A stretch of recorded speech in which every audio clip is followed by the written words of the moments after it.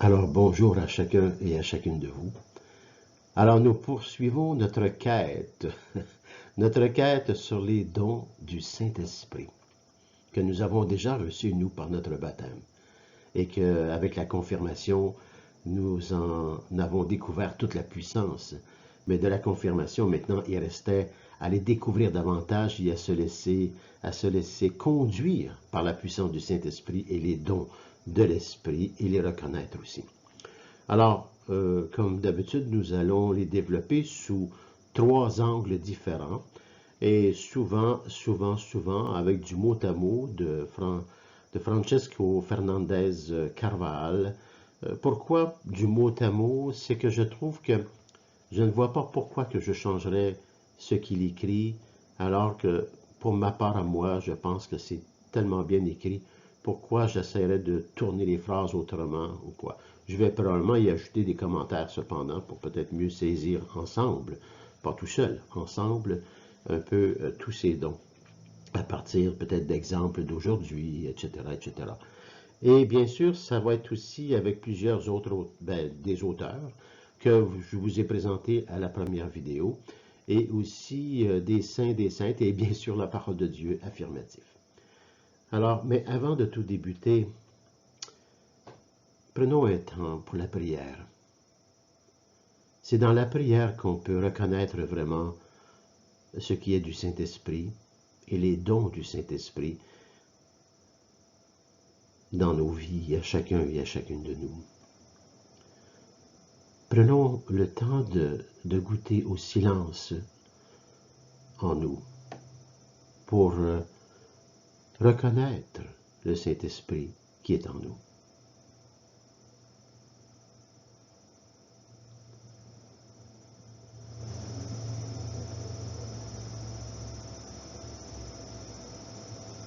Sainte Marie, Mère de Dieu, tu te trouves au cénacle avec les apôtres, après l'ascension de ton Fils Jésus, le Christ, le Sauveur. Et tu passes quelques jours avec eux jusqu'à la Pentecôte.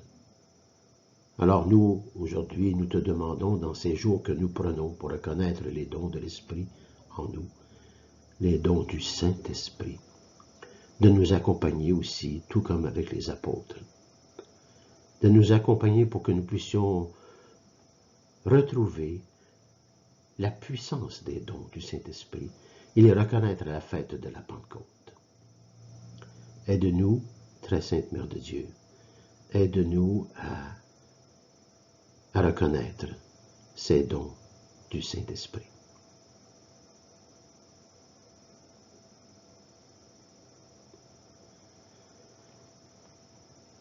Nous t'en prions, Seigneur, que ton Esprit, dans sa puissance, répande en nous les dons spirituels. Qu'il change notre cœur en un cœur qui te plaise, parfaitement accordé à ta volonté. Et tout cela, nous te le demandons, Père, par Jésus, ton Fils, notre Seigneur, le Christ, le Messie, qui vit et règne avec toi dans l'unité du Saint-Esprit, maintenant et pour les siècles des siècles. Amen. Alors voici les 3 angles que vous voyez devant vous. Le premier, nous allons regarder le don de science, ce don qui nous fait comprendre ce que sont les créatures, selon le dessein de Dieu. Nous allons regarder la création en son entier, selon le dessein de Dieu. Nous allons essayer de pénétrer davantage, mais sous cet angle. Le deuxième angle, nous allons regarder le don de science qui nous soutient dans la sanctification des réalités temporelles.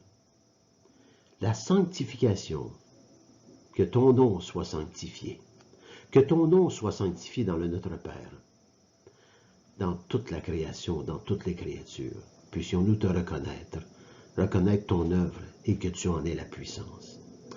Le troisième angle qui est tout aussi important, c'est le détachement et l'humilité.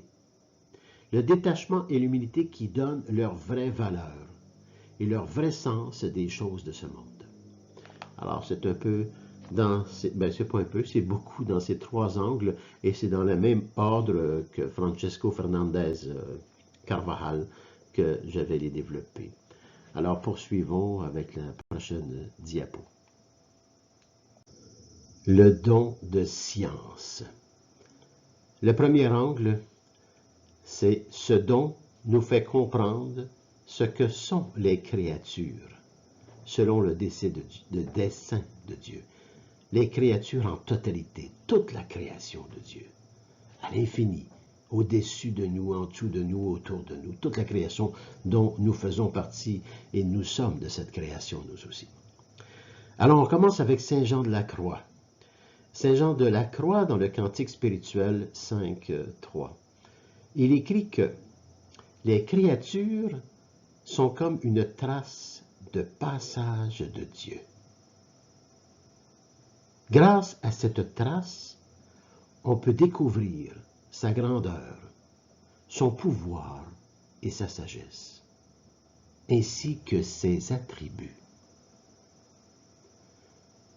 Et Francesco Carvajal poursuit, lui, il écrit en disant « Elles sont comme un miroir dans lequel se reflète la splendeur de sa beauté, de sa bonté, de sa puissance. » Et dans le psaume 19, verset 1 et 2, il est écrit « Les cieux racontent la gloire de Dieu, et le firmament fait connaître l'œuvre de ses mains. »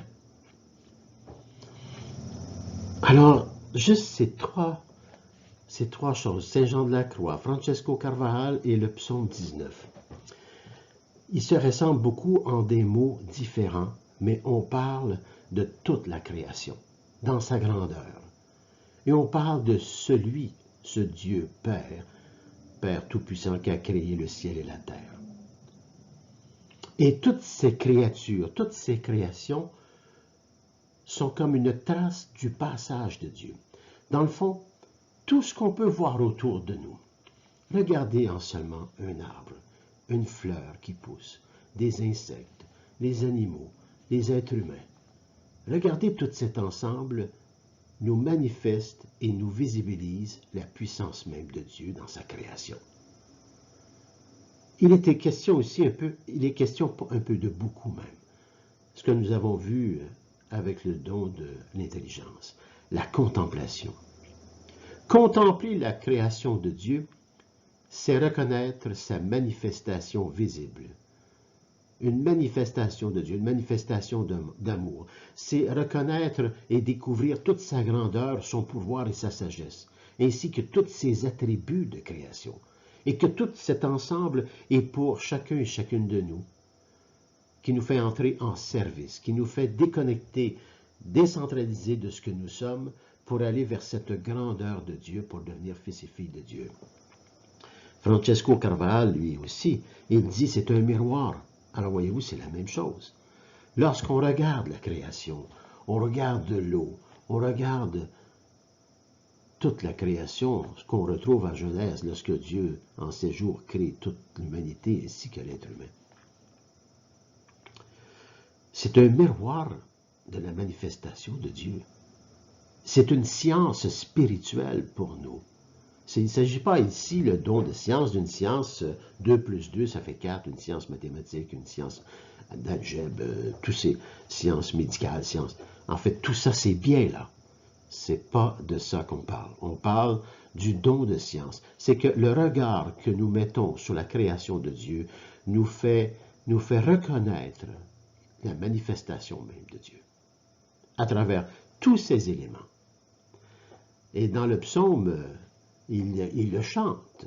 Les cieux racontent la gloire de Dieu, et le firmament fait connaître l'œuvre de ses mains. Alors voyez-vous, juste ces trois-là nous font entrer dans la contemplation de la création. Et automatiquement, avec cette contemplation et le silence du cœur, nous pouvons reconnaître vraiment le Dieu Père créateur du ciel et de la terre. Alors, nous poursuivons toujours sous cet angle, ce dont nous fait comprendre ce que sont les créatures selon le dessein de Dieu, toute la création de Dieu. Nous avons vu que nous pouvons la contempler, nous pouvons reconnaître Dieu, Créateur.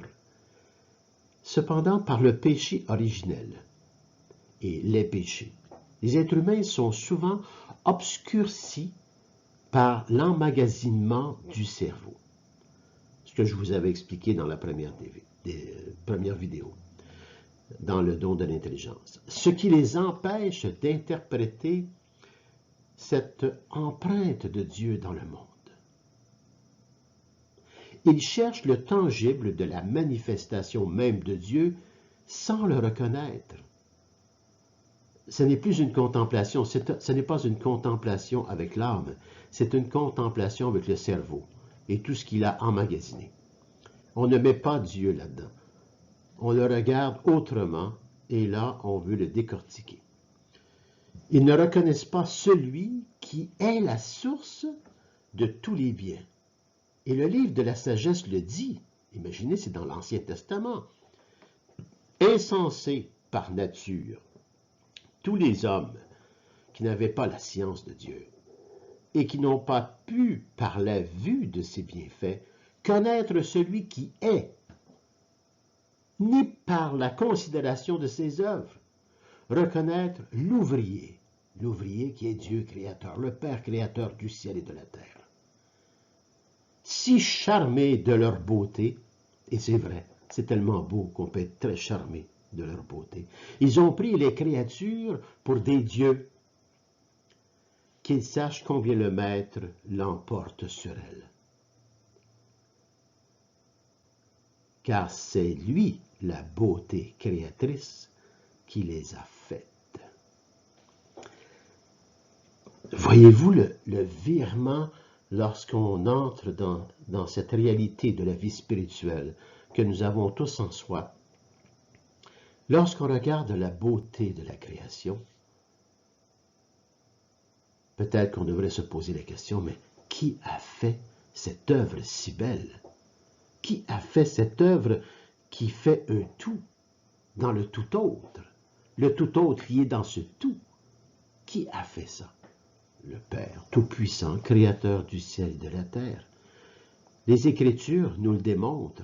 Et nous, les êtres humains, c'est justement le danger qui nous guette. C'est que nous sommes souvent obscurcis par l'emmagasinement du cerveau. C'est-à-dire que notre cerveau, lui, il a emmagasiné tout ce qu'on a pu voir, entendre, toucher, goûter, toutes nos expériences de vie, émotives, sensibles, toutes les connaissances que nous avons reçues, et c'est bien là, je ne suis pas en train de critiquer tout ce qu'on reçoit. La lacune là-dedans, c'est qu'à un moment donné, notre cerveau devient le maître de notre vie et le maître de la création, sans reconnaître le maître qui a tout créé cela. Et le maître qui a tout créé ça, il est en nous, dans notre âme, le Père, le Fils et l'Esprit Saint. Et parfois, vu qu'on est obscurci par l'emmagasinement du cerveau, puis qu'on n'a plus besoin de Dieu, eh bien là, on devient le maître de notre âme. On dit à notre âme quasiment quoi faire et quoi penser. Parce que je détiens la vérité et un absolu dans mon cerveau. Alors c'est là que tout se met à aller mal. Pour moi-même et pour toute une humanité complète. Parce que finalement, tout ce qu'on a emmagasiné, tout ce qu'on a développé par cet instrument merveilleux que le Père a créé et qui est dans chaque être humain, c'est que ce n'est pas lui le maître, ce n'est qu'un instrument. Mon âme, c'est ce que je suis. Je sais ce que je suis par la création même du Père, un fils, une fille de Dieu, un enfant de Dieu. Et je suis en ce monde pour développer cette âme afin qu'elle se purifie avec tout le corps que j'ai. Purifier le corps que j'ai, reconnaître que finalement, c'est moi qui est le maître de mon cerveau, c'est-à-dire mon âme. et non le contraire. Et non le contraire. C'est lorsque tout notre savoir prend toute la place et on n'a plus besoin de Dieu, et là qu'on veut tout régler à la façon humaine, à la façon terreuse, c'est là qu'on se trompe.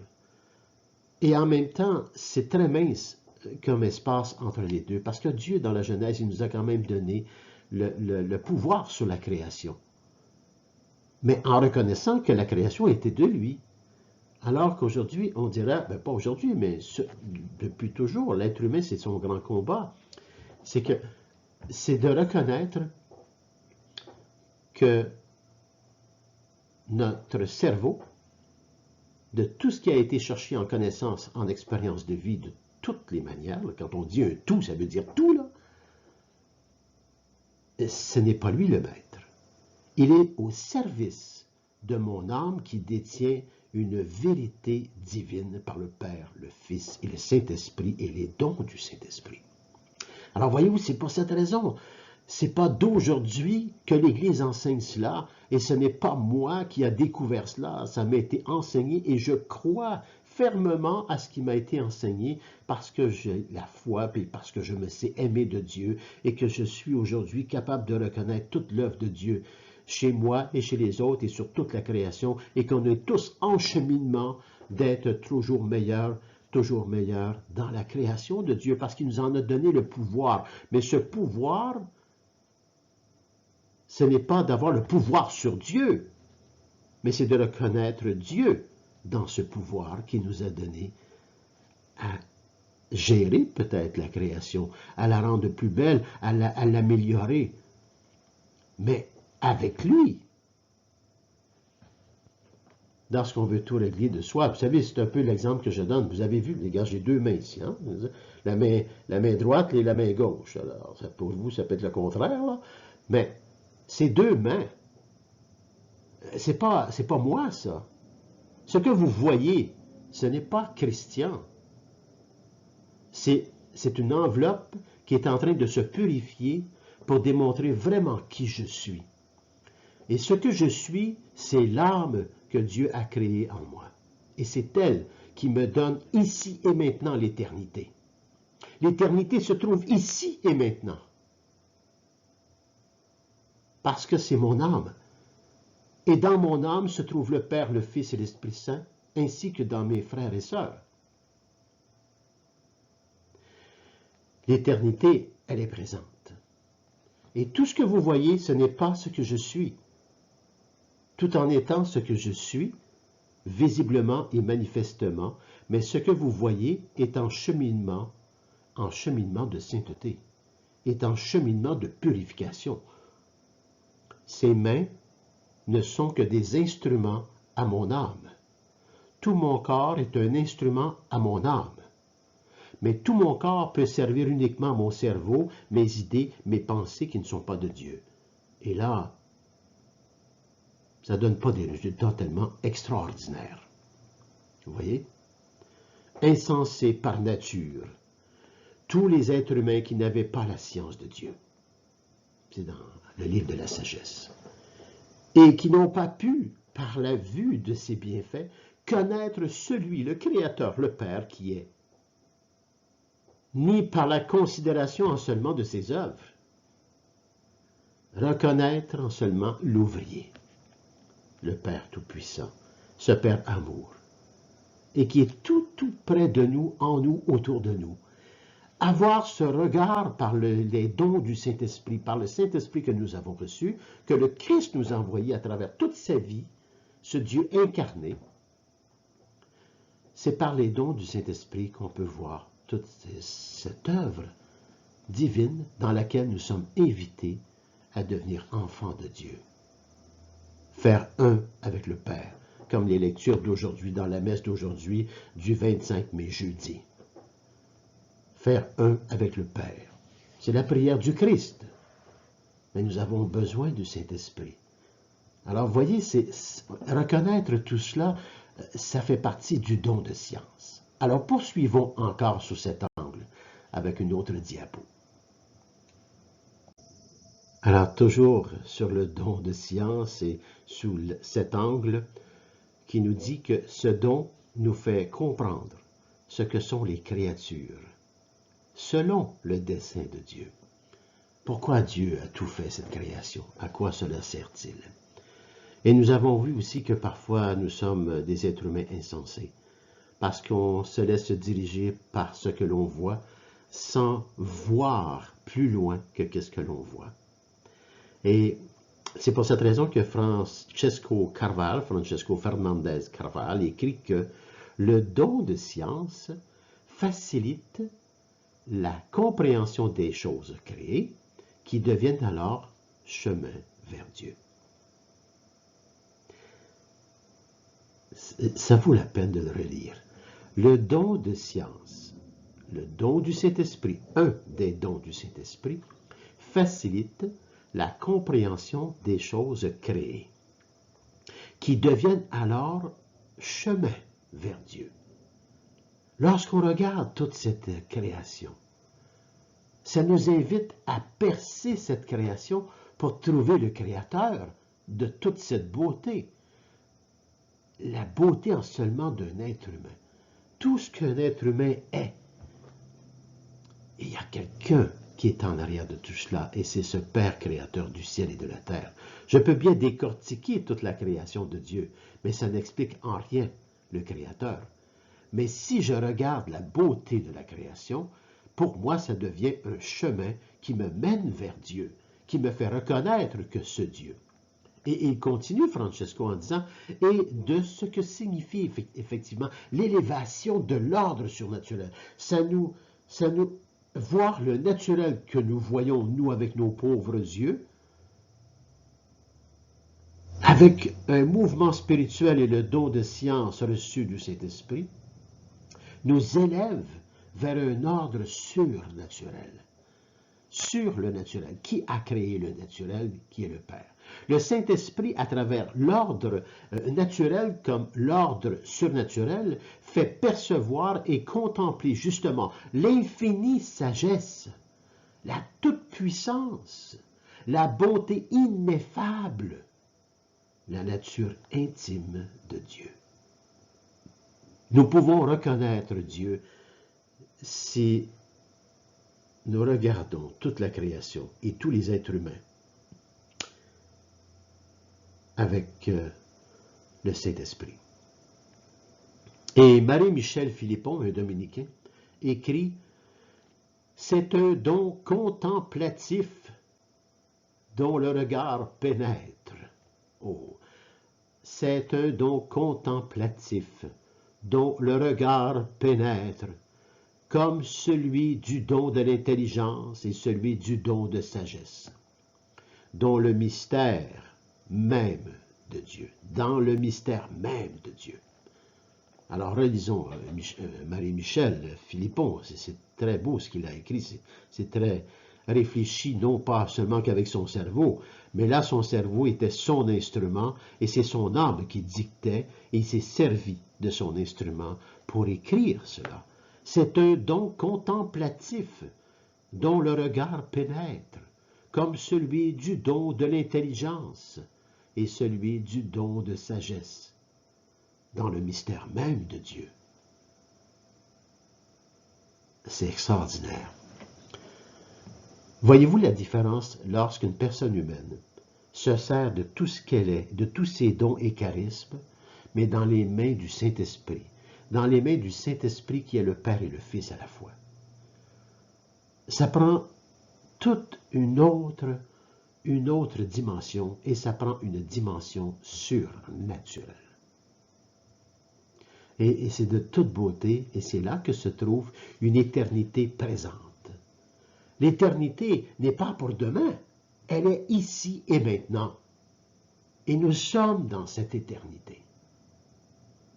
Dans la création même de Dieu, si nous avons le sens, par la puissance du Saint-Esprit, de la contemplation de ce que nous sommes, de toutes les créatures autour de nous. C'est quelque chose. Alors, poursuivons toujours. Probablement, nous allons voir la prochaine vidéo. Toujours avec le don de science du Saint-Esprit. Ou est-ce que ce don nous fait vraiment comprendre ce que sont les créatures selon le dessein de Dieu? Francesco Fernandez Carvajal écrit que par ce don de science, don du Saint-Esprit, le chrétien perçoit et comprend en toute clarté, clarté, la lumière, la lumière du Saint-Esprit. C'est pas la lumière que nous connaissons lorsqu'on va à l'interrupteur, ouvert, fermé, ouvert, fermé. Non, non, non, non. C'est pas cette lumière, c'est la lumière par l'Esprit Saint. En toute clarté, c'est là qu'on peut voir que la création tout entière, le mouvement de la terre et les astres, les actions droites des créatures et tout ce qu'il y a de bon dans le déroulement de l'histoire de toute l'humanité, en un mot, tout vient de Dieu et tout se dirige vers lui. La contemplation, avec le don de science, par la puissance du Saint-Esprit, un des dons que nous recevons, nous pouvons percevoir et comprendre avec la clarté la création tout entière. On parle de mystère, parce que dès qu'on découvre quelque chose de la création de Dieu, on entre dans un autre infini de mystère. Ce n'est jamais fini, c'est un infini, parce que Dieu, il est infini. C'est ce Dieu qui a tout créé. Créature, c'est là qu'on peut voir le mouvement de la terre et des astres. Avec les sciences, nous pouvons découvrir cela.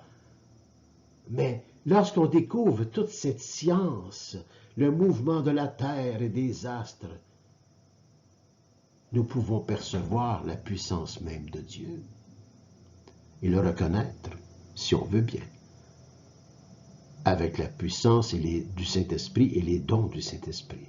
C'est là qu'on peut voir aussi que dans chaque créature, il y a des actions droites.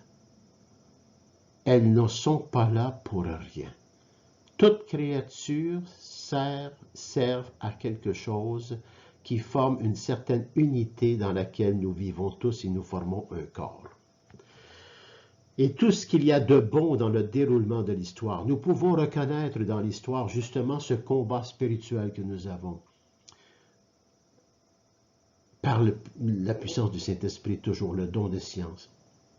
Lorsqu'on lit l'Ancien Testament, le Nouveau Testament, nous pouvons voir tout ce combat humain, les humains qui sont en cheminement à découvrir Dieu dans sa splendeur à travers la création, avec la contemplation et particulièrement la prière, le silence aussi.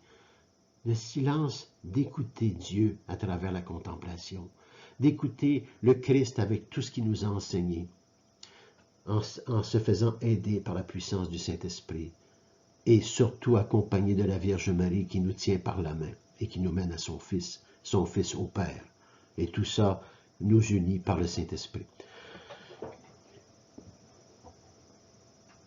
Le déroulement de l'histoire nous le démontre, ce combat spirituel que nous menons tous, chacun et chacune de nous, mais aussi que nous mettons tous, que nous avons tous à combattre aussi dans cette fraternité, dans ce corps mystique du Christ ressuscité. En un mot, puis c'est là qu'on peut découvrir qu'en un mot, oui, tout vient de Dieu et se dirige vers lui. J'ai souvent un peu cette image. Je prends l'enfant prodigue, parce que j'aime beaucoup, je pense que je ne suis pas le seul, beaucoup avant moi et beaucoup après moi aimeront cet évangile où est-ce qu'on nous conte l'enfant prodigue. C'est le Christ qui prend cette histoire pour nous faire comprendre. L'enfant prodigue, il a demandé son héritage à son père et il est parti. Puis il a tout dépensé. Puis là, quand il s'est trouvé dans la plus grande pauvreté, lorsqu'il s'est trouvé sur un chemin de dessèchement et qu'il n'y avait plus rien, il a décidé de revenir à la maison. Alors c'est un peu notre vie. C'est une image que je donne, mais c'est ma réflexion personnelle. Moi, je me considère maintenant comme une personne qui est simplement entrée en ce monde, dans la volonté de Dieu. Il a bien voulu que je fasse partie de sa création. Il a mis en moi une âme. Cette âme, c'est lui qui l'a créée. Et il m'a donné un corps, puis il m'a fait entrer ici. Lorsque je suis arrivé en ce monde, je suis arrivé avec tout l'héritage de mon Père. L'héritage de ce Dieu Père. Et étant donné que je n'avais pas l'expérience de ce corps, de ce cerveau, de ses mains et de la purification, j'ai gaspillé cet héritage dans des choses qui n'étaient pas de Dieu. Jusqu'à temps que je me dessèche tout doucement. Mais ce dessèchement a été heureux, car ce dessèchement m'a amené à prendre un chemin de conversion et de transformation avec l'aide de ce que j'avais reçu à mon baptême, la puissance du Saint-Esprit et les dons de l'Esprit. Et aujourd'hui, je poursuis ce cheminement de conversion et de transformation parce que je marche en ce monde pour retourner à la maison du Père. Où est-ce qu'il m'attend avec son Fils et avec l'Esprit Saint qui m'a transformé? La maison de mon Père. Je retourne à la maison. Où est-ce que là, je me prépare à la résurrection? Ressuscité avec tout mon corps purifié par mon âme qui ne fait qu'un maintenant avec tout ce que je suis, et ce un fait un avec le Père. C'est l'évangile d'aujourd'hui aussi. 25 mai, jeudi 2023, année A. Ce que nous lisons, et ce que je suis en train de vous donner avec des mots, c'est que je me sers de mon cerveau. Mais je me sers de mon cerveau comme un instrument en service pour la gloire de Dieu. Et c'est mon plus grand combat spirituel à moi et à toutes les personnes humaines, d'agir avec la puissance de Dieu, pour la gloire de Dieu. Une image très forte que je pourrais donner, j'ai dit, la création, le marteau, on a créé un marteau. Bon, pensez-vous que c'est l'homme qui a créé le marteau? Bien sûr que c'est l'homme qui a créé le marteau, c'est la première chose qu'on peut voir. Mais qui lui a donné l'idée de créer un marteau pour aider les êtres humains à construire, pour les aider à faire des choses plus belles ou quelque chose comme ça, avec les moyens de la création? Eh bien, c'est Dieu aussi. Mais nous, les êtres humains, le marteau que nous avons en main, il peut servir à construire des maisons ou autre chose pour les plus pauvres, les plus démunis. Là, nous sommes régis par l'Esprit Saint. Nous sommes régis par la gloire de Dieu pour apporter le meilleur à nos frères et à nos sœurs. Mais là, on se sert de cette création qui nous a amené un marteau. Mais si je suis régi uniquement par mon cerveau, mes émotions, ma sensibilité, mon désordre, et que je ne veux pas reconnaître Dieu, puis je ne veux rien savoir de Dieu, peut-être que je vais me servir de mon marteau pour frapper quelqu'un.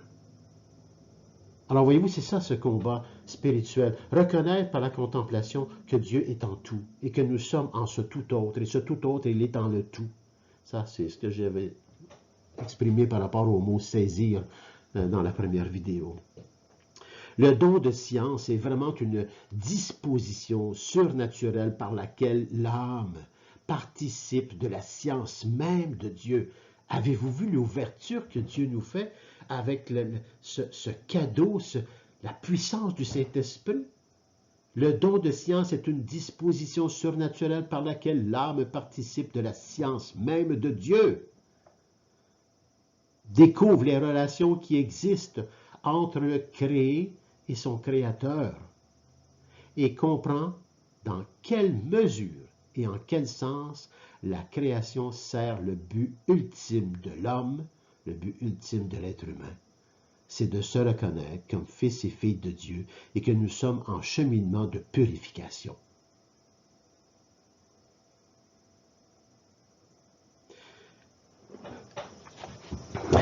Une preuve que nous sommes en cheminement, je ne sais pas si c'est une preuve, pour moi c'en est une. On est en cheminement de purification, dans ce combat de reconnaître Dieu dans nos vies et autour de nous. Aujourd'hui, dans notre monde, je remarque comment les gens, surtout à partir de la pandémie, pendant la pandémie et après la pandémie, on dirait que tout le monde veut être reconnu. Tout le monde veut avoir son dû. Tout le monde critique tout. Tout le monde se critique entre eux. Tous les corps de métier veulent être reconnus. Tous les corps de métier ne sont pas assez payés. Tous les corps de métier, toutes sortes de choses. Je ne dis pas que ce n'est pas vrai ou c'est faux. Ce n'est pas ce que je dis. Ce n'est pas là que je veux aller. Mais je veux que nous reconnaissions une chose, par contre.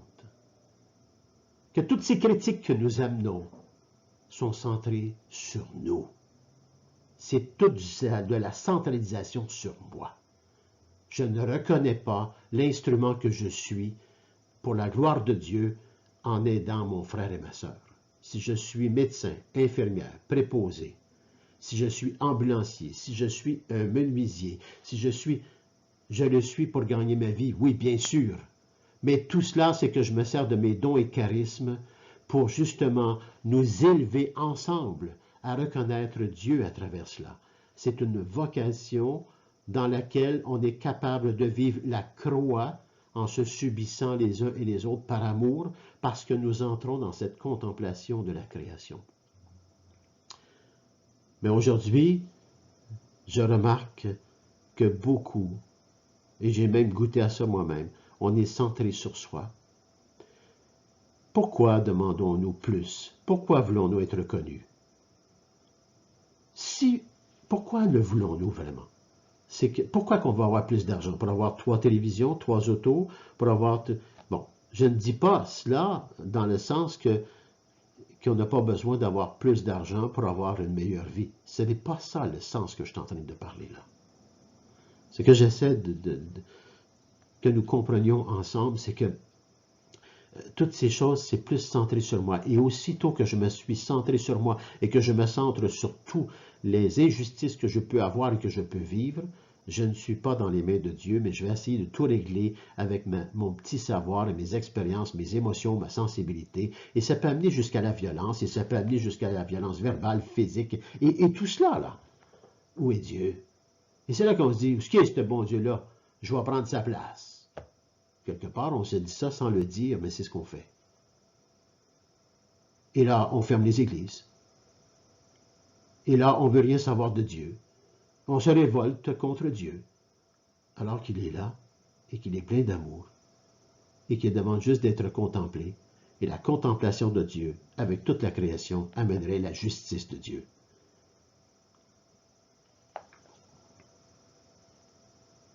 Le don de science est une disposition surnaturelle, par laquelle l'âme participe de la science même de Dieu.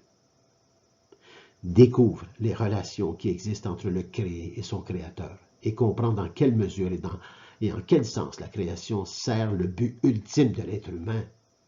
La contemplation est reconnaître que Dieu est le créateur de toutes choses, même du marteau, même si c'est moi qui l'ai créé. Le but ultime, c'est le service.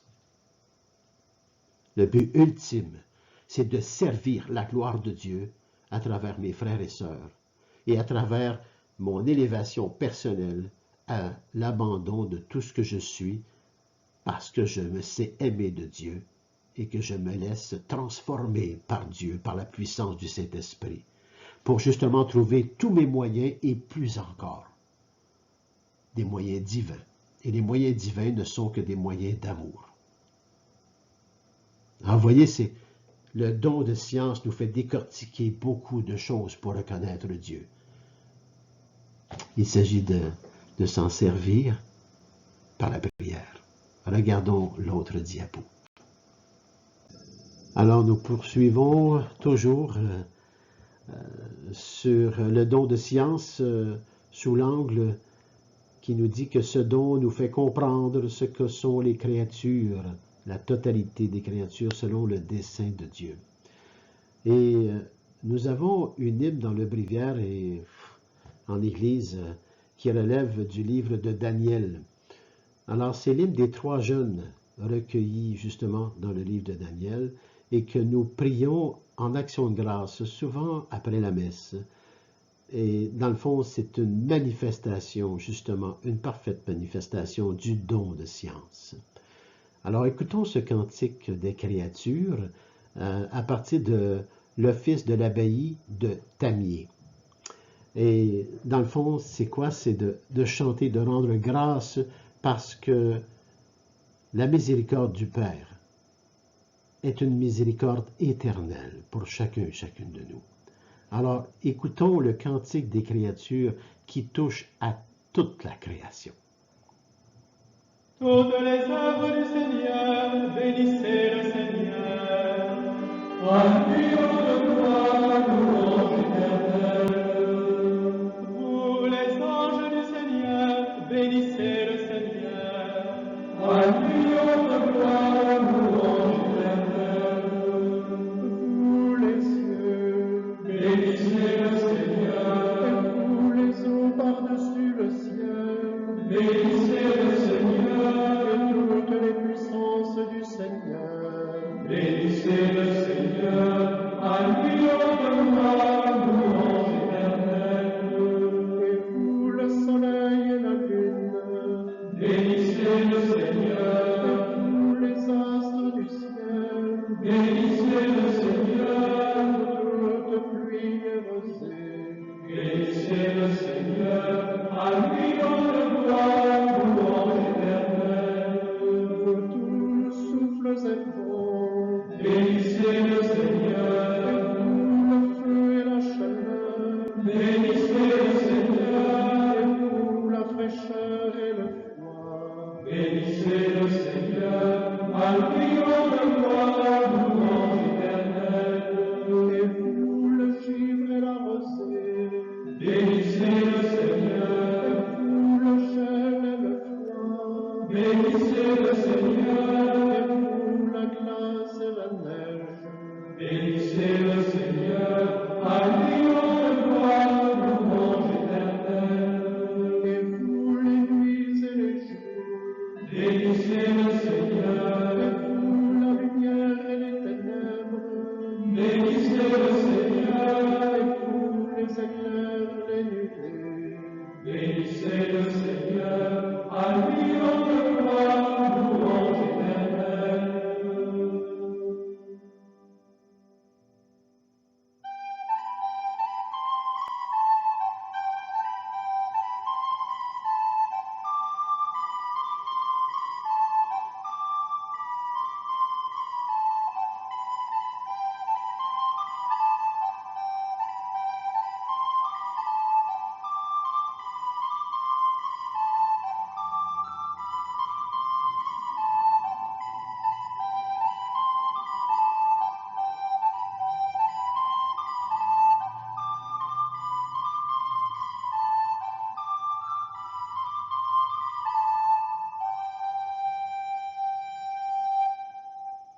Que la terre bénisse le Seigneur.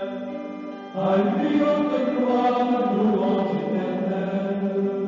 Et vous, montagnes et collines, bénissez le Seigneur. Et vous, les plantes de la terre, bénissez le Seigneur. Et vous, sources et fontaines, bénissez le Seigneur. À lui de gloire, louange éternelle. Et vous, océans et rivières, bénissez le Seigneur. Vous tous les oiseaux dans le ciel, bénissez le Seigneur. Vous tous, fauves et troupeaux, bénissez le Seigneur. À lui de gloire, louange éternelle.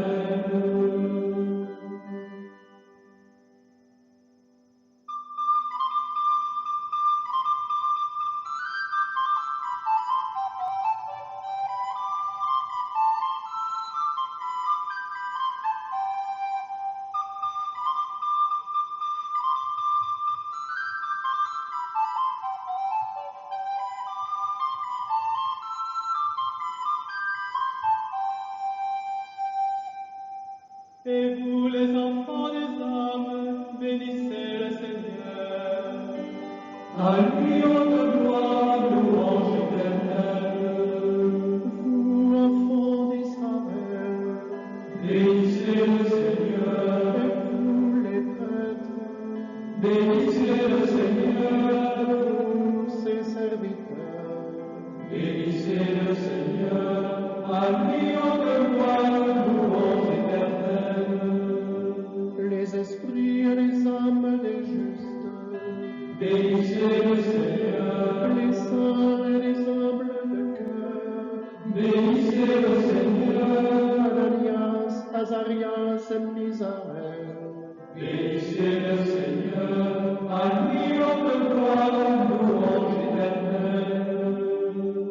Bénissons le Père, le Fils et l'Esprit Saint.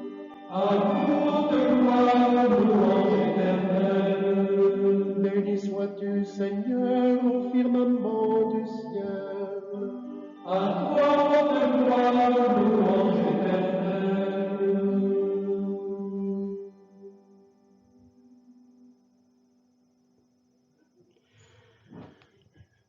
Quel beau cantique des créatures! Si vous voulez le méditer et le lire, vous pouvez le retrouver dans Daniel, le livre de Daniel au chapitre 3, des versets 52 à 90. Alors, passons maintenant à l'autre diapo.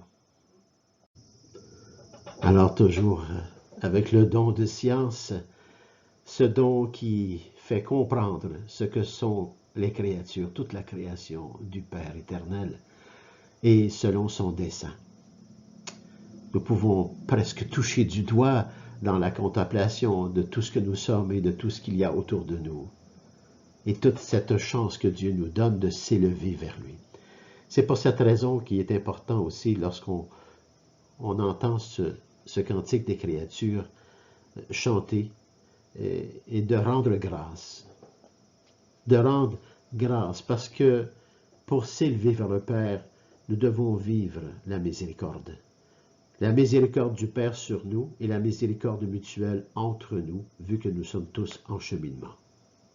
Et cette miséricorde est une miséricorde éternelle, parce qu'elle est du Père. Elle procède du Père. Elle nous a été même manifestée et visibilisée par le Christ, et elle continue son œuvre de puissance par le Saint-Esprit que nous avons reçu. Alors, vous voyez, Marie-Michel Philippon, dominicain, écrit par cet admirable hymne de toute la création, création animée et inanimée, et qui rend gloire à son Créateur par le Saint-Esprit. Et le don de science que c'est, et là c'est Marie-Michel qui parle, une des plus pures et ardentes expressions du don de science. Que les cieux et toute la création chantent la gloire de Dieu. C'est tellement beau. La prière, le silence, l'adoration, la sainte messe représente justement tout cet ensemble de la création. Par le Christ présent à l'Eucharistie, c'est toute la création. Il nous aidera nous aussi à rendre grâce d'avoir pu participer à l'action qui rend le plus gloire à Dieu, c'est-à-dire la Sainte Messe, l'Eucharistie.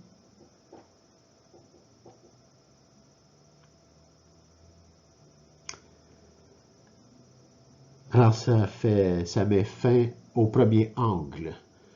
Et là maintenant nous allons voir dans la prochaine diapo, nous allons voir le don de science sous son deuxième angle, selon Francesco Fernandez Carvajal, et des saints, des saintes, la parole de Dieu, et etc., etc. Alors toujours le don de science du Saint-Esprit. Sous le deuxième angle avec Francesco Fernandez Carvajal, Saint José Maria Escrivá, la parole de Dieu, et bien d'autres encore, et moi-même un peu aussi. Alors celui-là, cet angle, nous allons voir le don de science sous cet angle. Le don de science soutient la sanctification des réalités temporelles. La sanctification. Lorsqu'on fait notre Père qui est aux cieux, que ton nom soit sanctifié. Que ton nom soit sanctifié dans toute la création. Puissions-nous reconnaître avec la puissance du Saint-Esprit et les dons que toute chose est une sanctification de te reconnaître, parce que tu te manifestes à chaque instant devant nous. Est-ce que nous te voyons? Est-ce que nous voyons ton œuvre? Tu nous invites à servir cette œuvre, dans la condition de se servir de nos dons et charismes, dans la condition de se servir de tout ce que tu nous as donné, de tout ce que l'on voit, pour toujours ta plus grande gloire. Mais ta gloire est notre gloire, parce que tu nous amènes à cette gloire. Alors, voyons un peu ce que dit Francesco Fernandez Carvajal.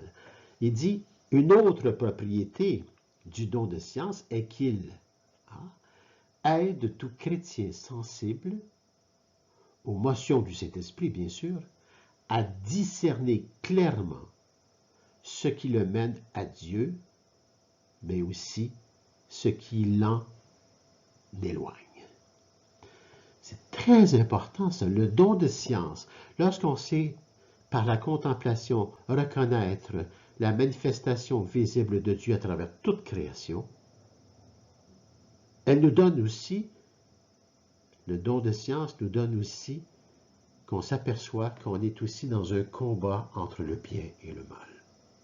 Le mal qui nous éloigne de Dieu et le bien qui nous rapproche de Dieu. C'est le don de science. Que ce soit dans les arts, dans la mode, dans les habitudes de son milieu, dans le monde des idées, il peut vraiment dire, c'est la sagesse qui conduisit par des voies droites le juste et lui donna la science des choses saintes. Ça, c'est dans le livre de la sagesse. C'est vraiment ça qui est écrit. C'est la sagesse qui conduisit par des voies droites et justes et lui donna la science des choses saintes, des choses de Dieu. En toutes circonstances, événements et situations de vie, à travers les arts, dans la mode, les habitudes de son milieu, dans le monde des idées, mettez-en là, c'est dans tout. Quand on parle d'un tout, c'est un tout. C'est la sagesse qui conduisit par des voies droites le juste. Le juste, c'est celui qui se sert du don de science. C'est celui qui se sert du don de l'intelligence. C'est celui qui se sert du don de sagesse, de conseil. C'est tous les dons du Saint-Esprit que nous avons reçus. Mais pour s'en servir, il faut faire l'effort de les connaître. De les connaître non pas seulement intellectuellement, mais de les connaître dans la relation. Et ça, c'est à travers une contemplation de toute la création de Dieu. Alors, nous allons poursuivre avec cet angle, l'angle que Francesco nous apporte. Le don de science soutient la sanctification des réalités temporelles.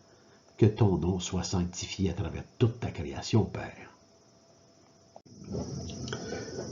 Le don de science soutient la sanctification des réalités temporelles, de ce que nous voyons, de ce que nous touchons, de ce que nous goûtons. Reconnaître la sanctification des réalités temporelles, de ce que Dieu nous présente dans sa création. Et nous sommes de la création de Dieu. Alors, Francesco Carvajal dit ceci, « Enfin, le Paraclet aide à discerner les mauvais effets que des choses, bonnes et droites en elles-mêmes, peuvent avoir sur l'homme, l'être humain, quand elles le séparent de son but surnaturel, à cause du mauvais usage qu'il en fait, à cause d'un désir désordonné de possession, d'un attachement excessif à ses biens matériels qui détourne de l'essentiel. » Je pense qu'il faut relire cela parce que ça enferme tout notre combat spirituel. Le Paraclet, le Saint-Esprit aide à discerner les mauvais effets que des choses, bonnes et droites en elles-mêmes, peuvent avoir sur l'homme, l'être humain. Bonnes et droites en elles-mêmes. Je veux me faire du bien. Mais je veux me faire du bien avec le temporel. Et on ne me le donne pas. Je vais aller le chercher. Je vais aller le chercher, je peux aller voler, je peux aussi faire une fraude, je peux manipuler des centaines de personnes pour arriver à mon but personnel, mes avoirs, mon temporel, c'est à moi. Où est Dieu? Et pourtant, c'est des choses bonnes et droites dans le sens que je veux me faire du bien. Mais c'est un bien qui n'est pas de Dieu. Et c'est un bien qui va plutôt appauvrir toute une humanité au complet. Bonnes et droites en elles-mêmes peuvent avoir sur l'homme, l'être humain, quand elles le séparent de son but surnaturel. C'est là, lorsqu'on est séparé de la contemplation de la grandeur de Dieu, de son amour à travers la création, eh bien, notre but, il n'est plus surnaturel, il est naturel. Bon, je veux me faire plaisir tout de suite, right now. Right now. Je vais me servir de tout ce qui est naturel parce que je veux me faire plaisir. C'est de l'égoïste. Hein? Et ça peut être l'orgueil. Et ça peut être la luxure. Et ça peut être la vanité. Et ça peut être un lot des 7 péchés capitaux.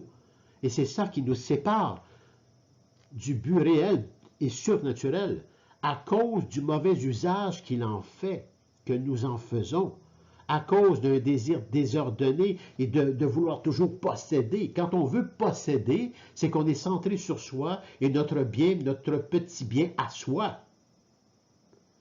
On n'est pas dans le bien qui fait un en tout dans la création que Dieu nous donne, ainsi que mes frères et sœurs, on fait partie de tout cela. C'est un désir désordonné de possession, un attachement excessif à ces biens matériels qui détournent de l'essentiel. L'essentiel, c'est que nous sommes en chemin, on a gaspillé l'héritage du Père, et là maintenant, on se reprend par la conversion et la transformation par la puissance du Saint-Esprit et le Christ qui nous enseigne, et le Père qui a envoyé son Fils et qui m'a vu a vu mon Père. Donc le Fils et le Père à la fois, ils ne font qu'un. Et nous, si on entre dans ça, nous sommes retour à la maison. Et retourner à la maison, ça veut dire que maintenant je me laisse guider par mon âme, dans laquelle se trouve le Père, le Fils et l'Esprit Saint. Et c'est là que je m'aide à ne pas me détourner de l'essentiel. Et que je ne perds pas de vue le but surnaturel. Les yeux fixés sur le Christ, comme on nous dit souvent. Les yeux fixés sur le Christ. Lorsqu'on est en mission, disciple missionnaire, c'est avec toutes nos pauvretés qu'on fait cela. Le prêtre y compris, le pape aussi. Tous les baptisés sont dans leur pauvreté, leurs limites et leur fragilité. Mais nous sommes dans une grande richesse de tout recevoir, tout doucement, peu à peu, à chaque instant de notre vie, parce qu'on est en cheminement de retour à la maison.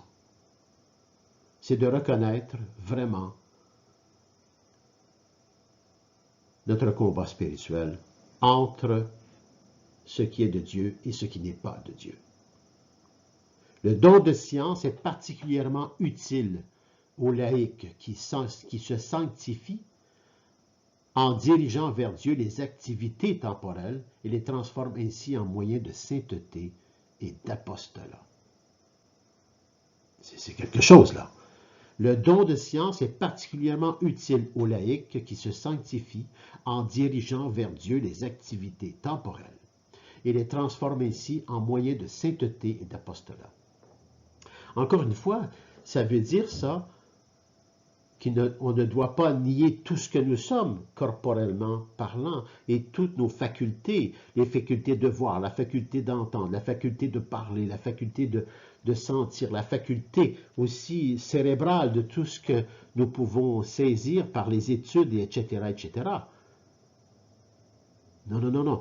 Tout ça, ce sont des activités par la création de Dieu que nous sommes.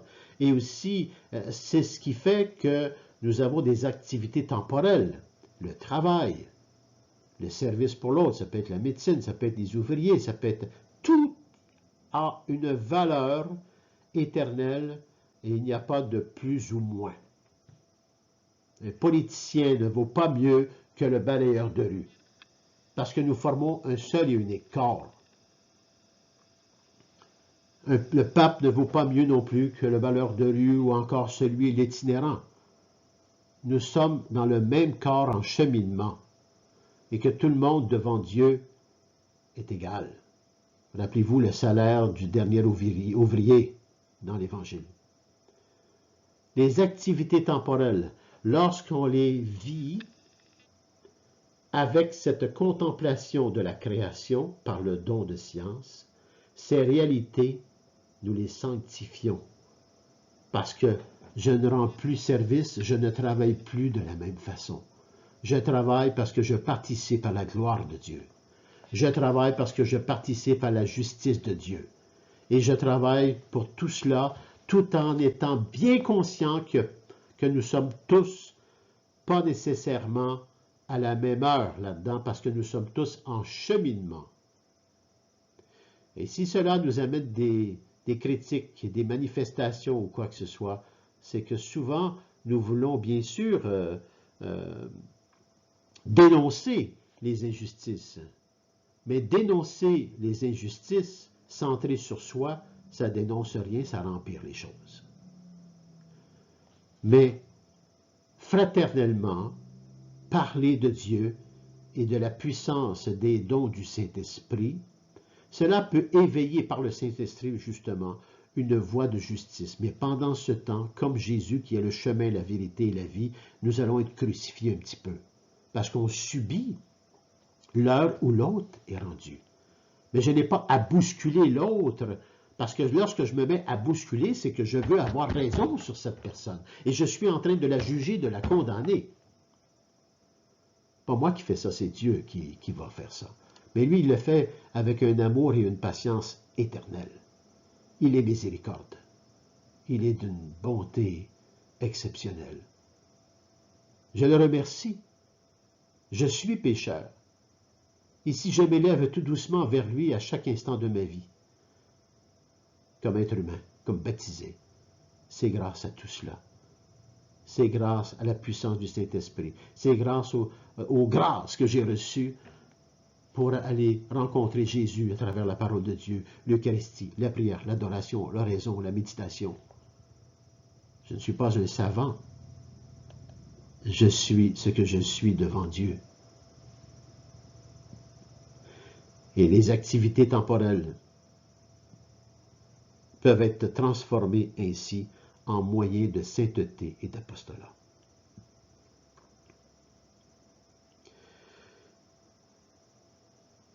Subir son frère ou sa sœur, comme mon frère et ma sœur peuvent me subir lorsque je vis des choses qui ne sont pas de Dieu.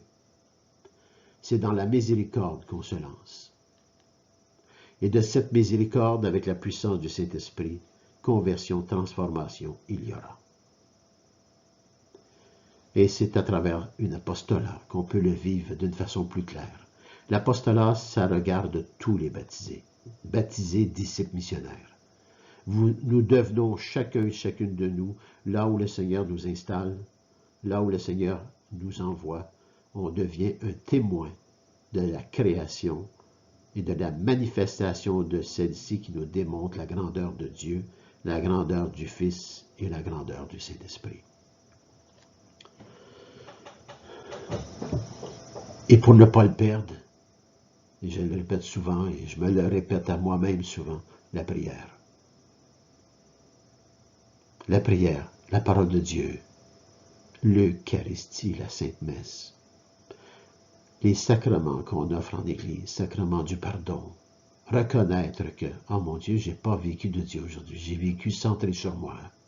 Il ne s'agit pas d'avoir une liste de péchés, c'est de reconnaître qu'aujourd'hui j'étais plus centré sur moi que sur la conversion et la transformation de chacun et chacune de nous autour de moi, avec amour, accueil et miséricorde.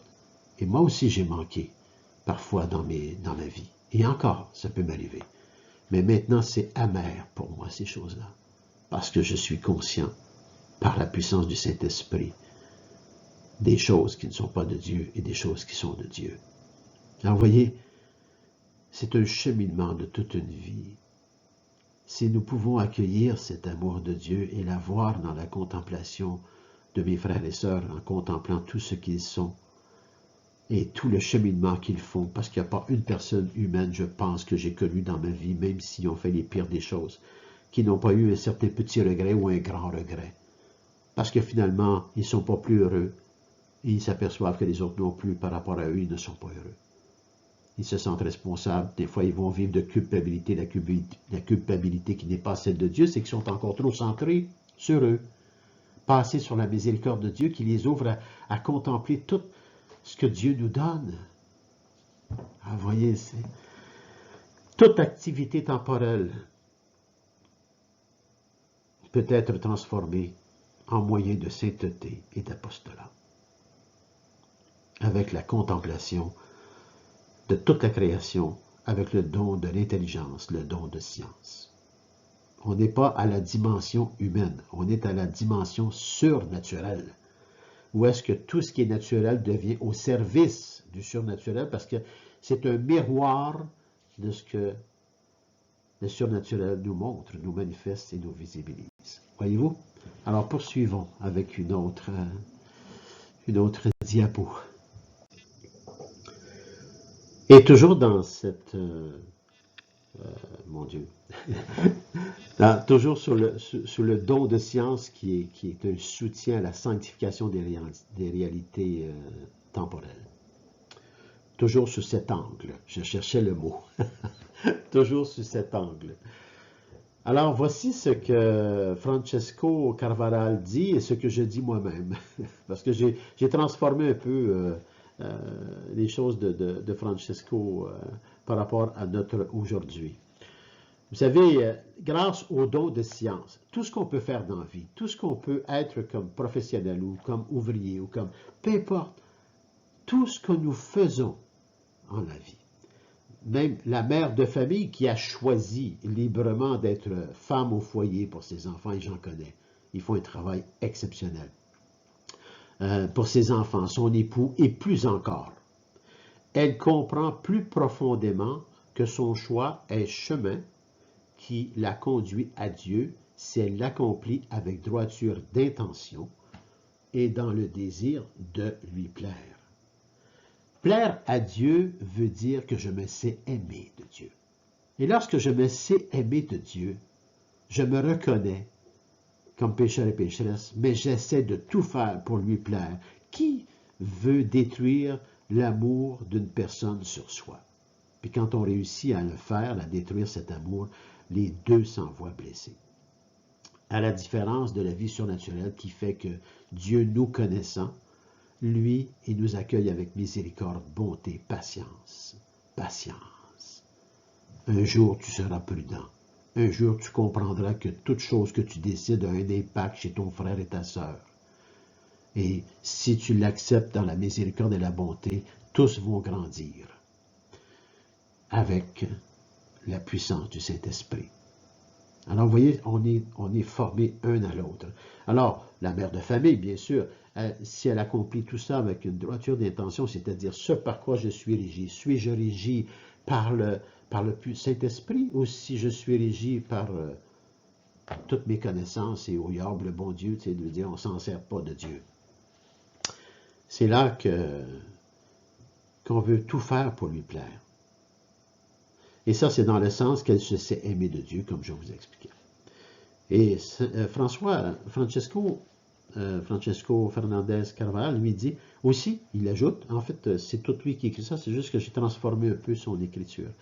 Le don de science montre à l'étudiant que c'est par l'étude, son travail ordinaire, qu'il peut manifester son amour à Dieu. Et par le fait même, être un instrument d'apostolat et servir réellement la société. Voyez-vous, c'est pas une manière de penser, pas du tout. C'est pas une manière, c'est pas une idéologie, la parole de Dieu. Dieu, c'est pas une idéologie, c'est un fait. C'est le Créateur.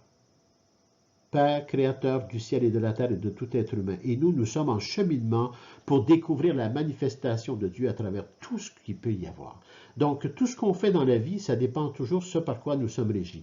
Si je suis régi, centré sur moi, et c'est mon petit moi, et ce que je veux, et pour mon bien-être à moi, puis mon bien-être à moi, puis tout moi, puis moi, ben, il n'y a rien pour les autres là-dedans, puis il n'y a rien pour moi non plus, parce que je me tue là-dedans.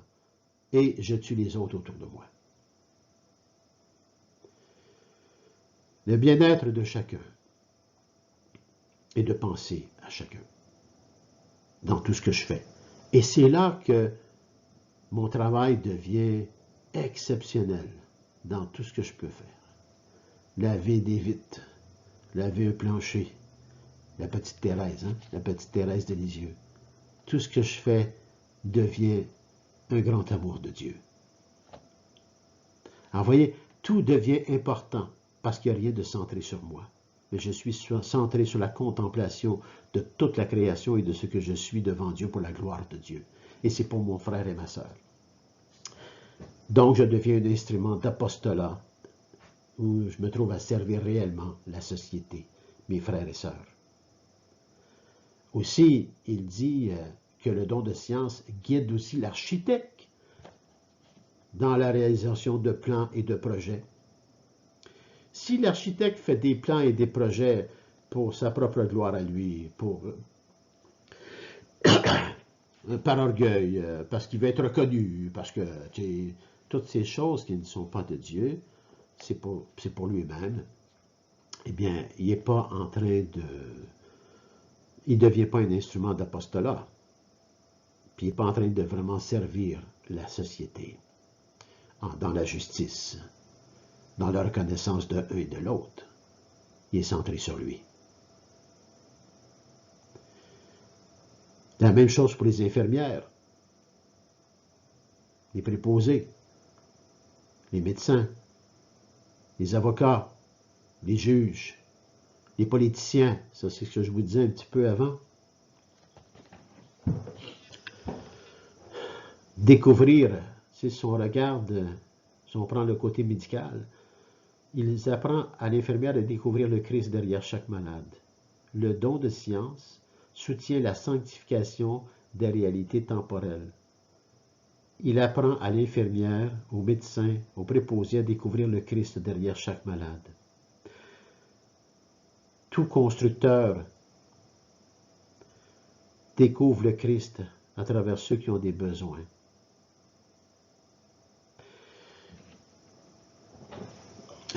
Chaque chose que nous faisons, si c'est décentré de nous, mais centré sur la gloire de Dieu et la justice de mon frère et ma sœur, deviendra réellement un apostolat. Et l'apostolat, c'est d'être, comme notre évêque dit, Monseigneur Claude Hamelin, être en habit de service. Pas un habit de service à la façon humaine, mais être en habit de service à la sanctification des réalités temporelles. Découvrir le Christ derrière chaque chose, chaque malade, chaque démuni, chaque pauvre, chaque pécheur, chaque pécheresse. Nous sommes tous en cheminement. Aujourd'hui, nous revendiquons beaucoup de choses, comme je vous ai dit précédemment. Nous revendiquons tout. Posons-nous la question, suis-je centré sur moi ou sur la gloire de Dieu? La Vierge Marie au pied de la croix, elle aurait pu revendiquer toute cette injustice. Au Cénacle, avec les apôtres, elle aurait pu bâtir peut-être une armée complète avec eux pour rendre la justice à la façon humaine. Manifester, crier, je veux être reconnu, donnez-moi ce que je vaux. Ça, c'est le salaire des ouvriers et le dernier ouvrier dans l'Évangile. Et je ne suis pas en train de dire que ces gens-là, lorsqu'ils crient que c'est pas vrai, il n'y a pas vraiment des injustices, c'est pas ça que je dis. Je dis, sachons ce par quoi nous sommes régis. Parce que la Vierge Marie, au lieu de se lancer et se laisser régir par ses émotions de peine, de tristesse qui auraient pu amener vers la vengeance, vers monter une armée, vers renverser la politique, elle était avec la force humaine et non la force de Dieu. C'est pas ça. Elle qui méditait dans le silence dans son cœur, elle a accompagné les apôtres dans le silence et dans la prière jusqu'à temps qu'ils soient éclairés eux-mêmes de la puissance du Saint-Esprit que le Seigneur nous donne à son ascension. Ou est-ce que toute chose qui est autour de nous prend une ampleur surnaturel. Ou est-ce que là, on se sent reconnu? Je n'ai pas besoin d'être reconnu des êtres humains dans leur centrage sur eux. Moi, ce qui est important, c'est de me savoir aimer de Dieu. Et le fait de me savoir aimer de Dieu, et par lui et avec la puissance du Saint-Esprit, je chemine à être meilleur pour aimer mon frère et ma sœur, là où ils sont rendus, malgré mes pauvretés. Mais au moins, je le fais et j'avance. Et je reconnais que je suis pécheur. Ah, c'est toute une autre manière. C'est même pas une autre manière. C'est le fait de vivre devant Dieu, avec Dieu, en Dieu, par lui, avec lui et en lui. C'est le fait de reconnaître que tout ce qui est vient de lui et est pour nous, pour retourner à lui. Sanctifié, purifié de tout. Où la vie éternelle est ici et maintenant à la préparation de la résurrection. Une résurrection, c'est que tout est purifié. Tout est purifié. Mon corps, mes mains, ma tête, tout devient purifié et entre dans une éternité. Et c'est là qu'on fait un avec le Père, comme Jésus prie pour chacun et chacune de nous. C'est quelque chose, hein, le don de science. C'est vraiment reconnaître qu'il soutient vraiment la sanctification des réalités temporelles de toutes sortes. Et nous sommes invités à servir cela. Être en habit de service, un habit spirituel de service. Voilà. Regardons l'autre diapo. Toujours sur cet angle, je cherche mon mot parfois, je ne sais pas pourquoi, toujours sur cet angle où est-ce qu'on dit que le don de science soutient la sanctification des réalités temporelles. Et c'est tellement vrai. C'est tellement vrai, pas au niveau de la pensée ou de la pensée scientifique humaine, là, comme on dit 2 et 2 fait 4, c'est pas dans ce sens-là. C'est que c'est une réalité par la contemplation de tout ce qui existe en ce monde et aussi la contemplation de nos pauvretés et de nos limites. Monseigneur Escrivá, là c'est pas Saint Escrivá, c'est pas le Saint José Maria Escrivá, c'est un évêque, c'est Monseigneur Escrivá de Balaguer. Il dit ceci, c'est-à-dire, je vais vous le présenter d'abord. Finalement, chacun et chacune de nous, lorsqu'on reçoit toutes ces connaissances spirituelles, nous sommes en mesure de comprendre que le chrétien doit aimer le monde et les réalités temporelles parce que, et c'est là qu'arrive Monseigneur Escrivá de Balaguer, dit, parce qu'il y a quelque chose de saint, de divin, qui se cache dans les situations les plus ordinaires. Et c'est à chacun d'entre vous, d'entre nous, qu'il appartient de le découvrir, et j'y ajoute par la puissance du Saint-Esprit. Se laisser guider et dépasser ce que nous voyons pour voir Dieu. Dans toutes les situations, et moi j'ai situations, circonstances et événements de vie. C'est déchirant parfois. Oh oui, que c'est déchirant parfois. Et parfois, on se sent tellement impuissant et on dirait qu'on est comme perdu. Et pourtant, non. Non. Dieu est là. Il s'agit de retrouver dans la contemplation sa présence et sa manifestation. Il est d'une fidélité incroyable et il ne nous laisse jamais tomber. Le Père, le Fils et l'Esprit Saint ne nous laissent jamais tomber. C'est nous qui tournons le dos. Lorsque, comme Monseigneur Escrivá de Balaguer dit, parce qu'il y a quelque chose en toute chose de saint, de divin, qui se cache dans les situations les plus ordinaires. Je peux juste être en train d'essuyer une table. C'est assez ordinaire. Sainte Thérèse de Lisieux l'avait découvert ça. Mais ce qu'elle faisait prenait une ampleur de divinité, de sainteté. Une transcendance de la sainteté, de la divinité. Une manifestation, une visibilisation de Dieu même par son petit geste. Donc, les situations, les circonstances et les événements les plus ordinaires, c'est C'est juste que ça nous appartient à chacun et à chacune de nous de le découvrir, de voir cette manifestation de Dieu à travers cela. Et Saint José Maria Escrivá écrit, lui, lorsqu'un chrétien accomplit avec amour, la petite Thérèse de l'Enfant Jésus, avec amour les actions quotidiennes les moins transcendantes, ce qu'il fait déborde de transcendance divine. C'est quand même, voyez-vous, il dit la même chose en d'autres mots. Et c'est ça la Pentecôte que nous allons vivre dimanche. C'est de reconnaître, la Pentecôte, c'est pas d'être capable de parler français, anglais, italien, allemand, toutes les langues espagnoles, toutes les langues qu'on peut avoir sur cette planète. C'est pas ça la Pentecôte. La Pentecôte, c'est d'être capable de lire tout ce qui se passe et de reconnaître la manifestation et la visibilisation de Dieu. En des mots différents, mais on parle de la même chose. Être capable d'accueillir ça au lieu de s'ostiner. Non, c'est moi qui ai raison parce que j'ai dit ça. Et l'autre, non, non, c'est moi. Voici ce que moi je dis. Mais finalement, on parle de la même chose. Alors, la Pentecôte, c'est de nous donner cette puissance de reconnaître l'action de Dieu à travers toutes choses.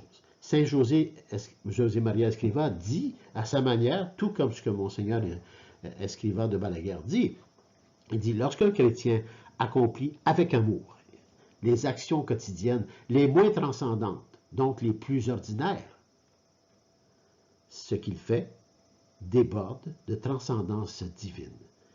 Pourquoi? Parce qu'il est, par la puissance du Saint-Esprit, connecté avec le don de science qui sanctifie toute réalité temporelle. Alors, la moindre petite chose devient et déborde de la manifestation et de la visibilisation du Père, du Fils et de l'Esprit, par lui, avec lui et en lui. Vous voyez? Aimer les choses de la terre, certes. Saint José Maria Escrivá. Aimer les choses de la terre, certes, mais en les appréciant à leur juste valeur. C'est qu'elles ont pour Dieu. Les apprécier à leur juste valeur, celles qu'elles ont pour Dieu, et en s'efforçant de devenir temple du Saint-Esprit. Parce que si Dieu habite en notre âme, tout le reste, pour important que cela puisse, que cela apparaisse, n'est qu'accidentel, transitoire. En Dieu, en revanche, nous sommes ce qu'il y a de permanent. Est-ce qu'on le relit? Je vais le relire sans ajouter de commentaire. Aimer les choses de la terre, certes, mais en les appréciant à leur juste valeur, ce qu'elles ont pour Dieu, et en s'efforçant de devenir temple du Saint-Esprit. Parce que si Dieu habite en notre âme, tout le reste, pour important que cela apparaisse, n'est qu'accidentel, transitoire. En Dieu, en revanche, nous sommes ce qu'il y a de permanent. Là, j'ajoute, nous sommes ce qu'il y a de permanent par l'éternité ici et maintenant qui nous amène à la résurrection. Et pour y arriver, c'est toujours la purification, la conversion, la transformation en un fils et une fille de Dieu, et non en une terre terreuse. Vous voyez? C'est très... Le don de science sanctifie toutes les réalités temporelles. Mais nous devons toujours être devant Dieu, s'efforcer dans la prière, l'oraison, la méditation, la lectio divina, lire la parole de Dieu, non seulement pour la lire, mais la vivre, être en situation, se retrouver là au moment où on fait la lecture. Et là, la puissance du Saint-Esprit vient nous donner des lumières incroyables. J'entendais le Père Jean dire à un moment donné, il dit, on dirait qu'en vieillissant dans mon cerveau, c'est comme un feu d'artifice, c'est tout éclatant partout. Là, alors, je pense que c'est un peu ce qui arrive. C'est une belle image que je trouve. Moi, j'ai bien aimé le Père Jean. l'aumônier des prisonniers. Il était aumônier des prisonniers à Bordeaux pendant 38 ans. Un saint homme, il est saint parce qu'il est un grand pécheur. Alors, mais le Père Jean disait ça. Moi, j'ai l'impression que dans mon cerveau, c'est comme un feu d'artifice. Ça saute de partout. C'est parce que ce qui arrive, c'est que plus on côtoie la contemplation, la parole de Dieu avec le Saint-Esprit, c'est qu'on s'aperçoit que tout est lié. Tout est lié. Tout est lié et tout demande d'être sanctifié par amour. Et l'amour, ça comprend la miséricorde. Et ça demande beaucoup de patience. Beaucoup de patience. Parce que nous autres, on voudrait bien régler ça plus vite que ça. Mais Dieu, il nous donne cette patience dans la sanctification des choses. Et c'est là qu'arrive une permanence. Une permanence par l'éternité. Nous sommes en cheminement dans cette éternité. Alors, voilà. Passons maintenant à l'autre diapo. Toujours sous cet angle, mais cette fois-ci, nous allons clore le deuxième angle du don de science qui nous montre, en cet angle justement, que le chemin de sainteté du chrétien qui vit au milieu du monde, plaçant la foi au-dessus de toute réalité terrestre et même au-dessus de la vie,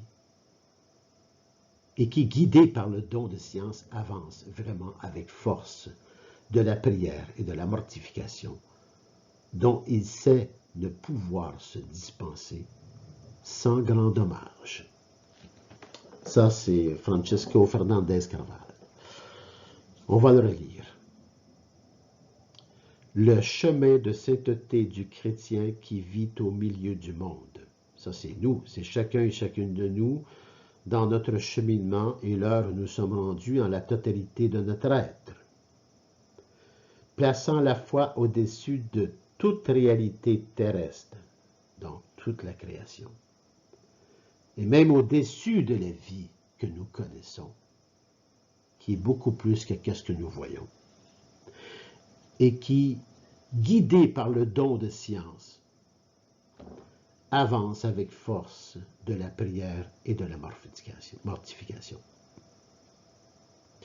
C'est-à-dire, sans la prière, sans la mortification, il est difficile d'avancer et de conserver cette relation intime par lui, avec lui et en lui, et de dépasser ce que nous voyons pour voir avec les yeux de Dieu.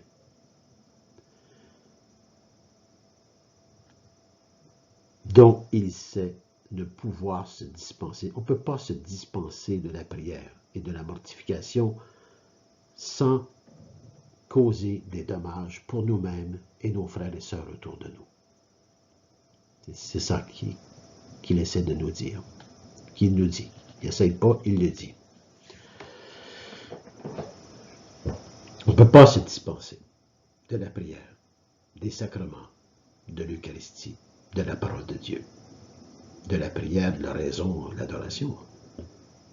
Et lorsqu'on entre dans ce monde spirituel, on s'aperçoit vraiment, on reconnaît qui nous sommes et nous voyons vraiment ce qu'il y a à guérir chez nous et que nous ne pouvons pas y arriver de nos propres forces. Et c'est là qu'on entre et qu'on demande la grâce de Dieu pour guérir telle et telle situation en moi et qui m'enlève toute la vision divine qui m'est donnée avec tant de gratuité et tant d'amour. La mortification, ce serait quoi? Bon, j'espère que vous ne prendrez pas un fouet, là, puis vous allez vous fouetter. Pour moi, c'est pas ça la mortification. Je n'irai pas jusqu'à me fouetter, c'est pas vrai. Mais la mortification, ça peut être aussi, par la grâce, demander à Dieu, accorde-moi par la grâce, Père, de la discipline de la prière. Les efforts que nous faisons demandent une mortification, demandent un sacrifice. Nous pouvons aussi faire des mortifications volontaires, dans le sens que je peux bien arriver aujourd'hui et dire je vais jeûner de ce repas aujourd'hui. Et c'est bien. Mais il ne s'agit pas de jeûner jusqu'à mourir. Ça demande un discernement. La mortification, c'est de nous maintenir devant Dieu. En déplaçant la décentralisation sur nous pour se centraliser sur la vérité elle-même, le chemin lui-même et la vie éternelle par le fait même, le Christ. Les yeux fixés sur le Christ me donnent la force de la mortification pour éviter de prendre un autre chemin qui va être plus terreux, où est-ce qu'il y a moins de Dieu et où est-ce que les dommages sont importants pour moi-même et mon frère et ma sœur. C'est dans la prière. Nous devons s'efforcer d'avoir une discipline de la prière, de telle sorte que, m'en est, tout va devenir prière. Tout ce que vous allez penser, tout ce que vous allez dire, tout ce que vous allez poser comme geste, tout ce que vous allez faire est une prière. Vous allez tomber malade, c'est une prière. Vous allez vivre telle et telle situation, c'est une prière. Tout devient prière. La discipline de la prière nous amène dans le tout de la prière, parce que c'est la création elle-même. La prière, c'est dans tout ce qu'on fait. La prière, c'est la simplicité en peu de mots. Parce que c'est une vérité et parce que c'est lié à la foi. Je me sais aimer de Dieu est une prière qui englobe toutes les prières. C'est une fortification sanctifiante à la foi, qui est une vertu théologale, qui est une vertu de Dieu. Je me sais aimer de Dieu. Je me sais tellement aimer de Dieu que je vais faire les efforts que j'ai besoin pour demeurer dans la prière, demeurer devant Dieu en tout.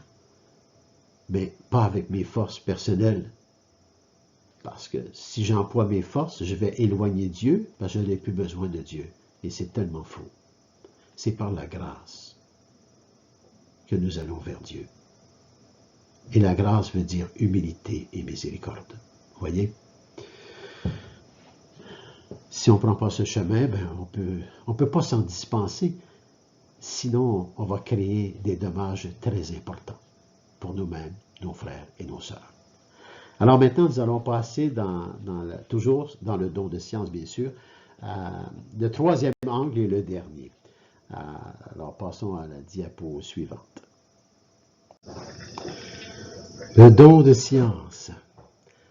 Sous ce troisième angle et le dernier angle pour le don de science. Le détachement et l'humilité donnent la vraie valeur et leur vrai sens aux choses de ce monde.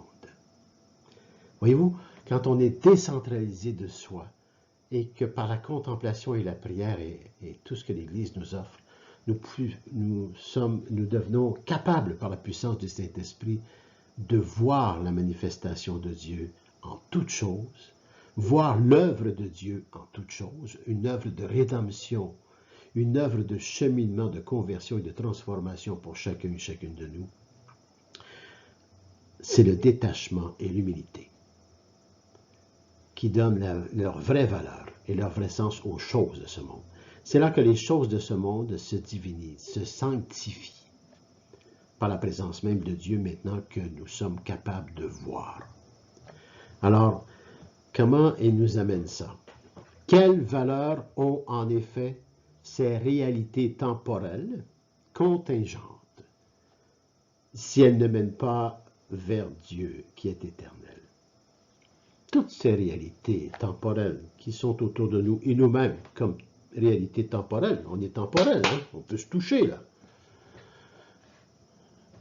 Si elles ne mènent pas vers Dieu qui est éternel, quelle valeur elles ont? C'est une grande question. Une grande question qui peut amener sur des chemins tortueux si on ne reconnaît pas Dieu dans les réalités temporelles.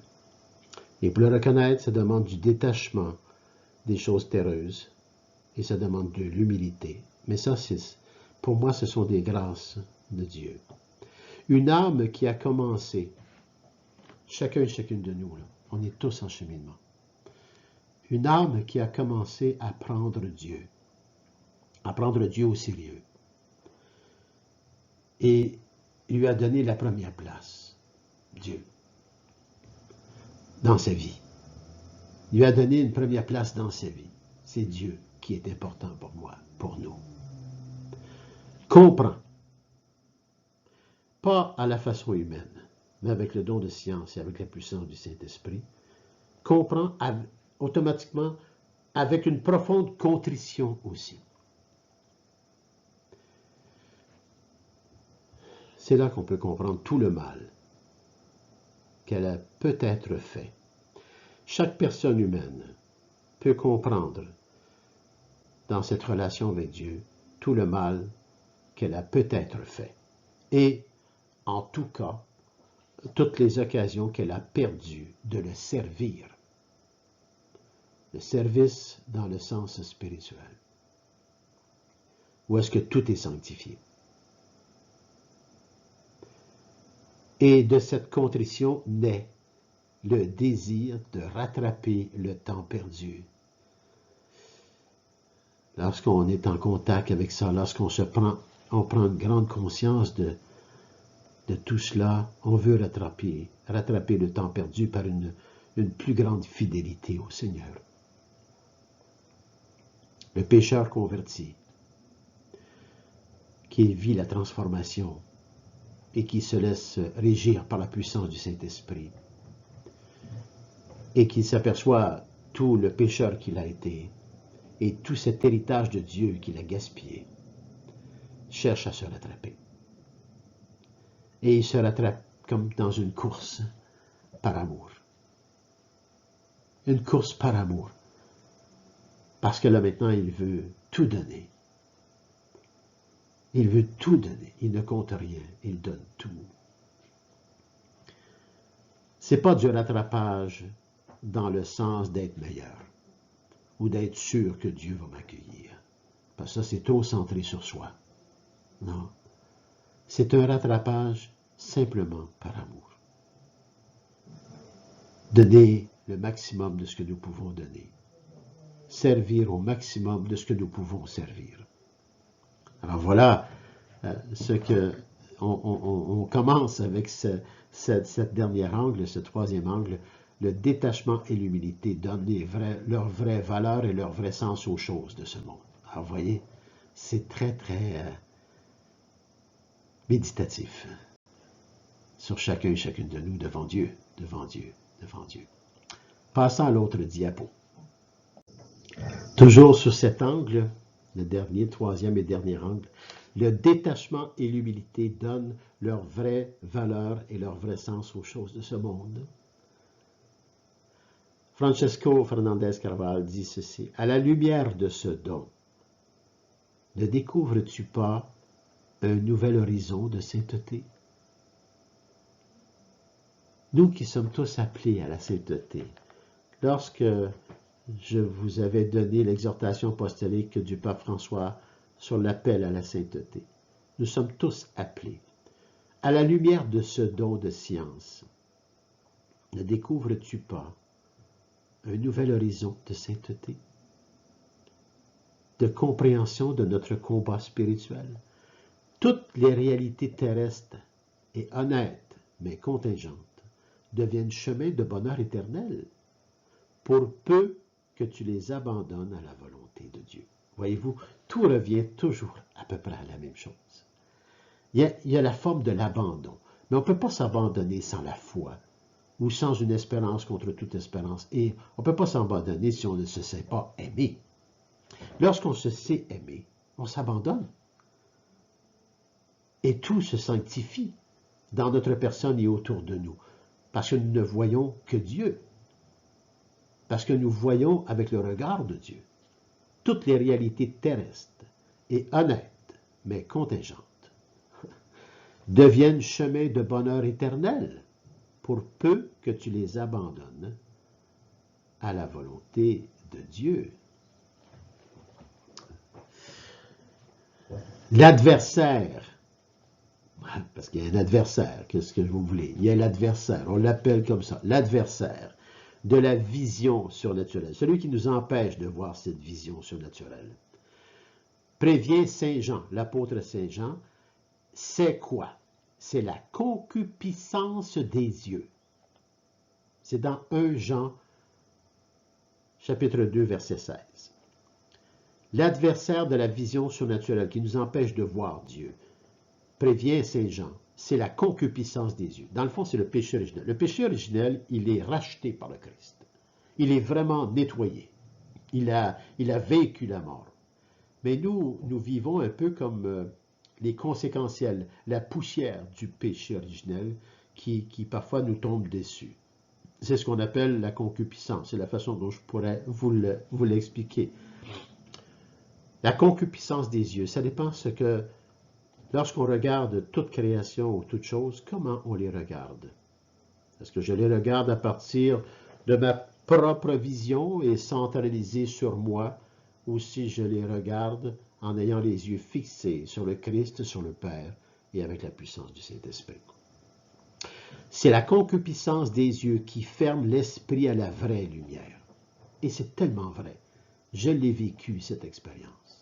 J'ai vécu cette expérience. Et ainsi, l'empêche d'ordonner les réalités terrestres vers Dieu. Le pousse aussi à ne chercher que sa propre satisfaction et étouffe le don de science. Vous voyez, hein, c'est encore ça, centralisé sur soi. L'adversaire de la vision surnaturelle, prévient Saint Jean, c'est la concupiscence des yeux.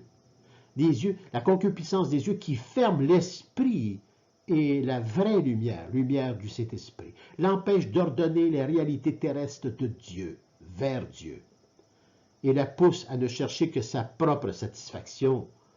Et c'est ainsi qu'on étouffe le don de science. C'est ainsi qu'on étouffe aussi notre unification à la Trinité, notre unification, notre filialité au Père, Fils et Esprit. Faire un avec le Père. C'est une maladie de l'âme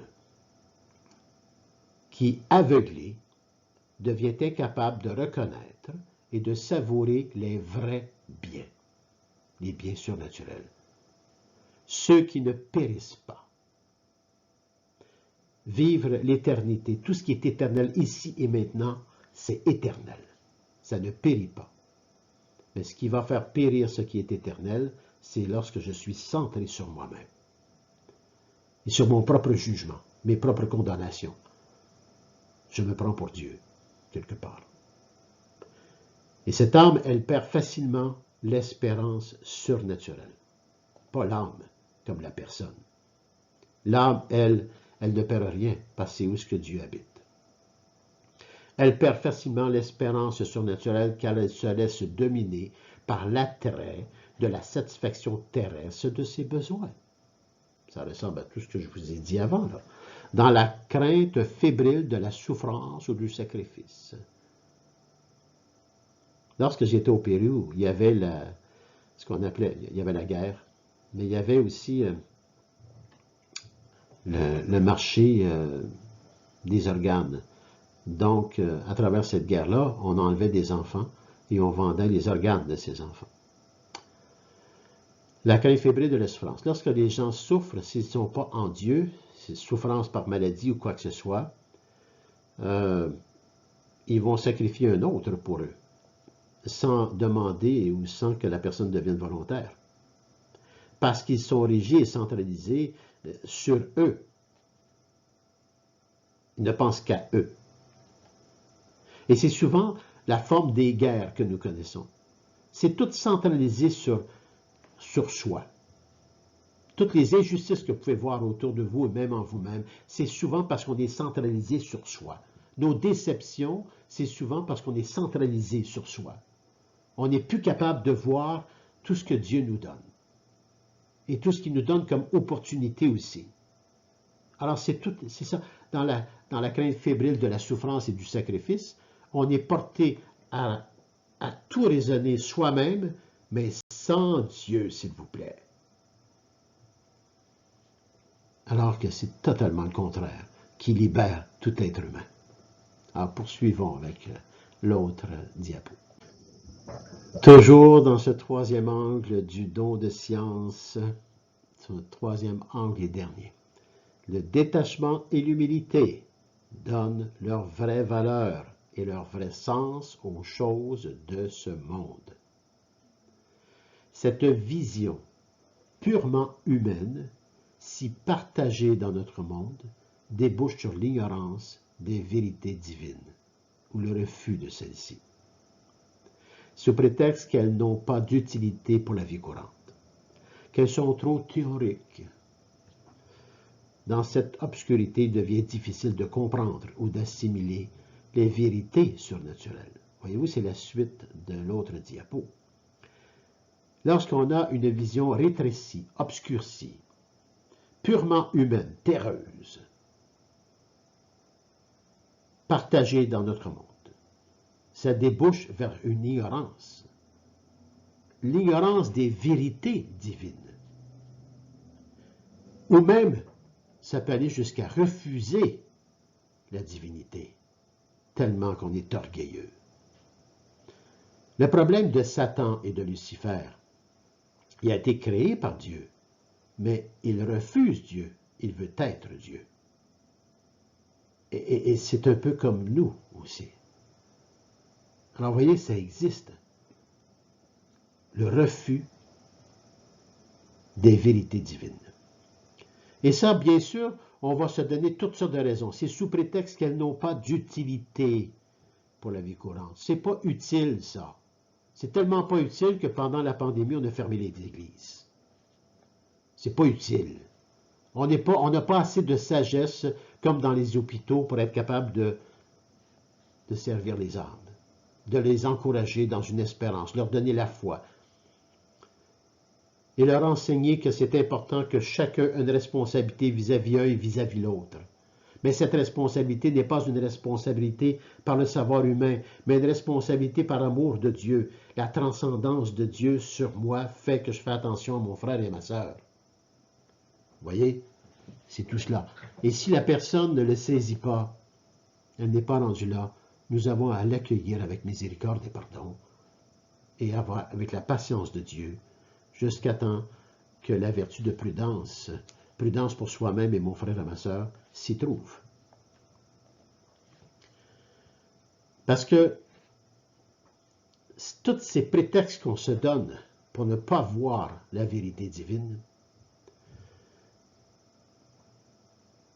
nous amènent vers l'obscurité. Mais là, on parle d'obscurité spirituelle. Trop centré sur soi. Il devient difficile de comprendre ou d'assimiler les vérités surnaturelles à ce moment-là. Dans le fond, on ne veut même pas les voir. Parce que ça demande un abandon de soi. Ça demande de l'humilité. Ça demande du détachement sur moi, me décentraliser, pour que je puisse voir les vraies valeurs et les vrais sens de toute chose de ce monde, qui transcende la création de Dieu. Profitons de ce moment de prière. Dans le fond, tous ces enseignements que je me donne et que je vous donne, c'est un moment de prière. C'est un moment de prière pour demander à l'Esprit Saint de nous aider à rester libres et détachés des biens matériels. Libre et détaché des biens matériels ne veut pas dire que je ne veux rien de matériel. Cela veut dire que je peux tout avoir, mais ce n'est pas ce qui régit ma vie. Une chaise, une table, un bureau, une télévision, Internet, je ne sais pas moi, les ordinateurs ou quoi. C'est du matériel. Mais ça ne régit pas ma vie. C'est au service de ma vie pour la gloire de Dieu. C'est ça, être détaché des biens matériels. être libre des biens matériels. Si je suis régi par les biens matériels et que c'est ce que je veux ça, puis j'en veux-tu des affaires, puis ça finit plus. Dans le fond, je suis dans la compensation humaine d'un malaise que je vis en moi parce que je suis trop centralisé sur moi. Et c'est souvent ce qui mène toutes les manifestations en ce monde et toutes les guerres de ce monde. À rester libre et détaché des biens matériels, à grandir en humilité pour coopérer à l'action de ce don dans l'âme. Laissons agir le don de science en nous par la puissance du Saint-Esprit. La puissance du Saint-Esprit qui enferme en lui-même le Père et le Fils.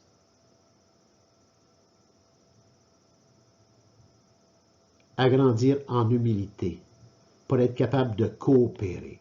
Coopérer, hein, on l'a vu dans la première vidéo. La coopération, ça demande la coopération de chacun, mais pas une coopération de ma propre force. Une coopération avec humilité, avec la grâce de Dieu, à l'action de ce don dans l'âme, le don de science.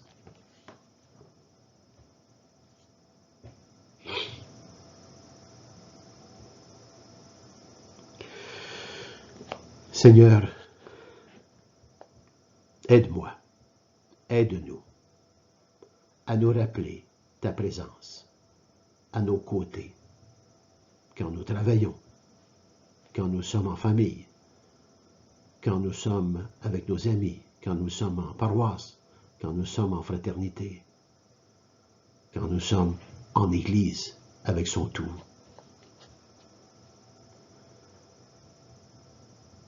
Qu'à chaque instant qui nous est donné de vivre, que nous placions au sommet ta présence sur toutes nos activités.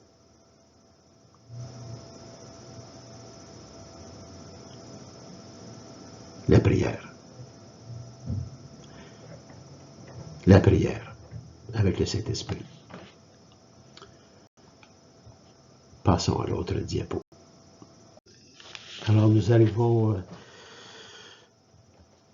à la dernière diapo de ce troisième angle sous le don de science.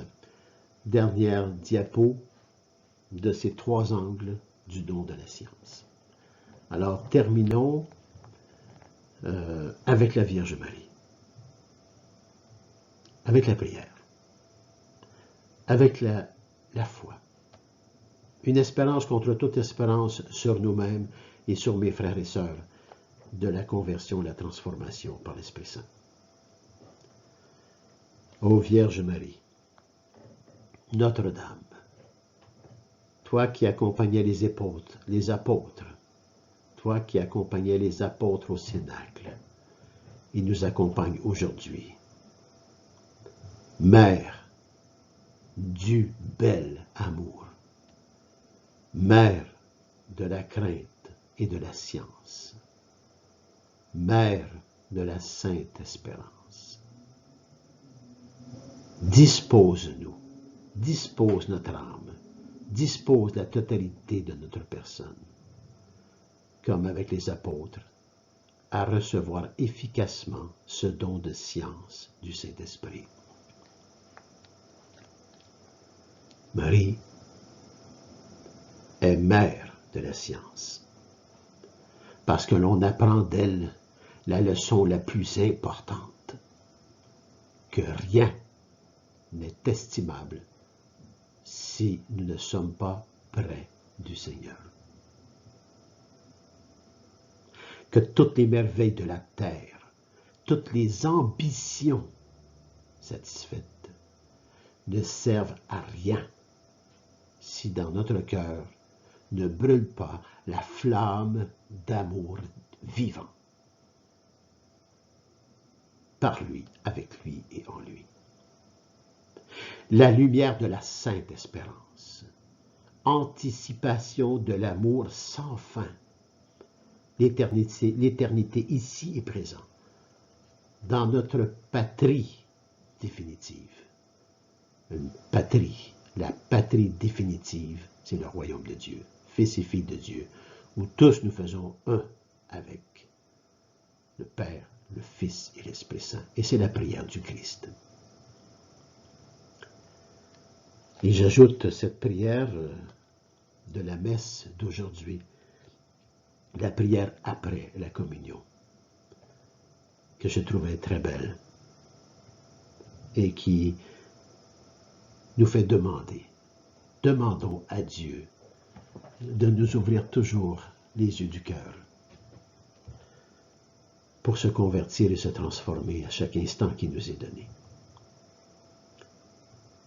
Donne-nous de trouver, Seigneur, dans la communion à ces grands mystères d'amour, un enseignement qui nous affermit